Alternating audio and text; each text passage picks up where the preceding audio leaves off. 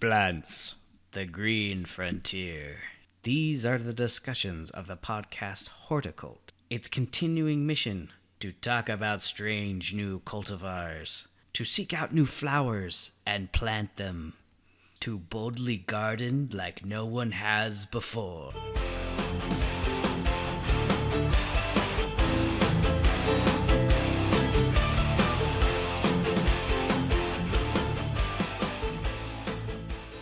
Hey, this is B-Flame from the Hortoccult. What's up, everybody? How y'all doing? On this episode of the podcast, we sit down and talk about November gardening tips. We go over cleaning tools, irrigation, winterizing, and we sit down and just talk her out like we always do. So thank you so much for listening, and let's get it on.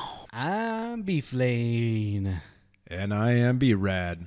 And together, we are the Hortoccult. Thanks for coming along for the ride. On this episode of the podcast, we're going to go over a Gardener's Almanac. This is off the USU Extension website. So you go extensionusu.edu, yard and garden monthly tips. Yeah, this is a really good time to have garden tips, right? It's absolutely essential. This is just a cool resource. I just found this the other day, and they have every month of the year and tips to do. And we're in November. Gardening is kind of slowing down a little bit, but there's still quite a bit of stuff to do that we got to take care of. Yeah. Especially if you have a lawn and all the equipment that goes with that. Yeah, I mean, gardening, turning tips, right? Turning tricks? No, turning tips. Whoa. No, yeah, there's a lot of gardening maintenance things that are, in my opinion, super important to do now. So don't put away your tools yet. So the first thing on their list is, and we've actually talked about this before, if natural precipitation is sparse and the ground is not frozen, water your evergreen trees and shrubs to ensure that they have enough hydration heading into winter.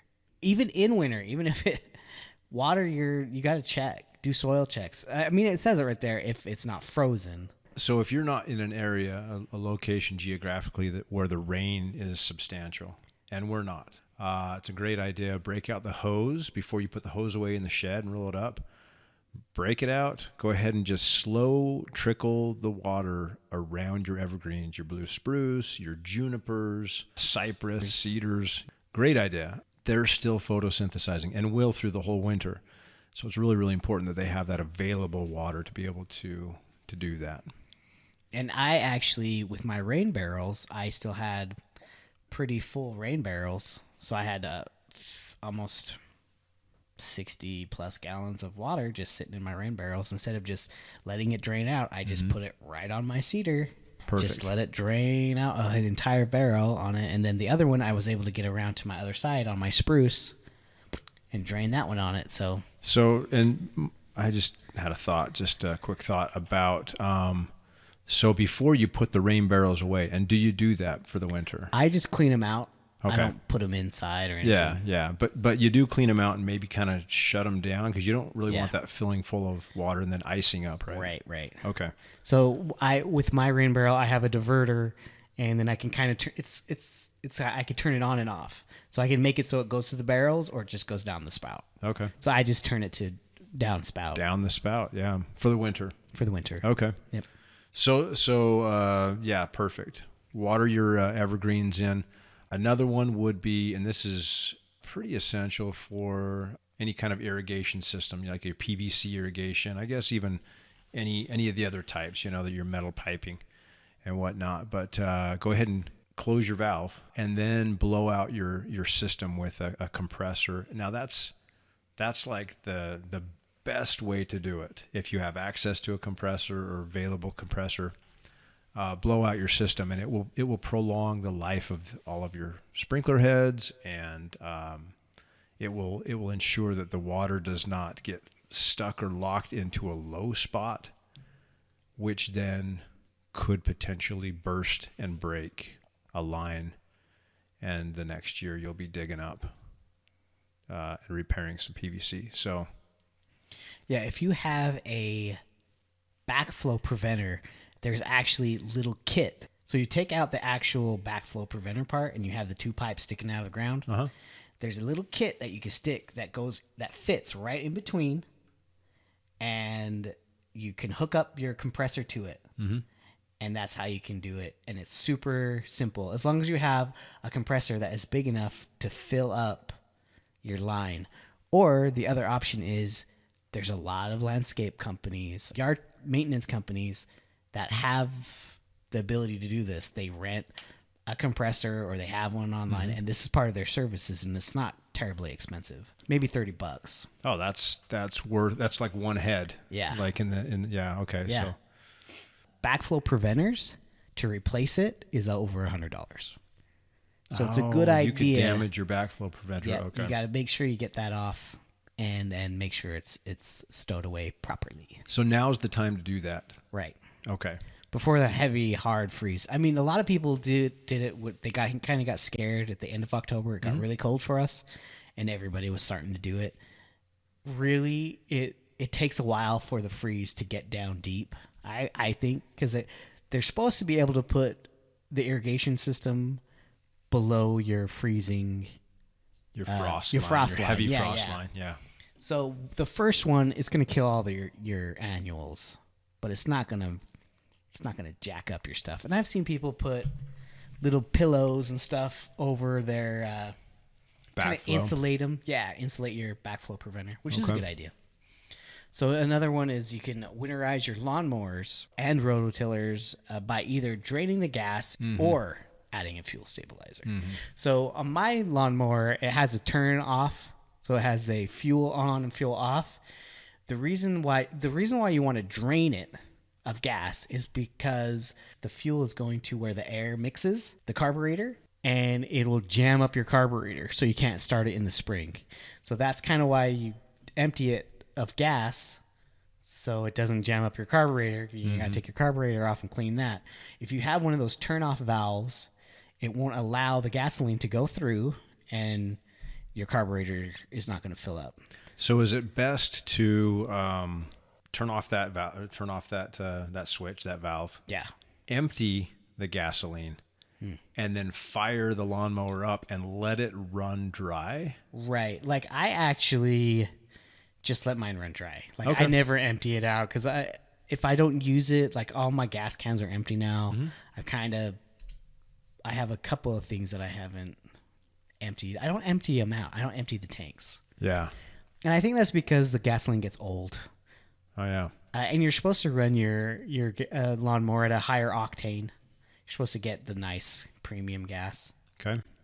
Like a 93 to 95. Yeah. Maybe. Okay. Yeah. The premium stuff. But I don't always do that either. Okay.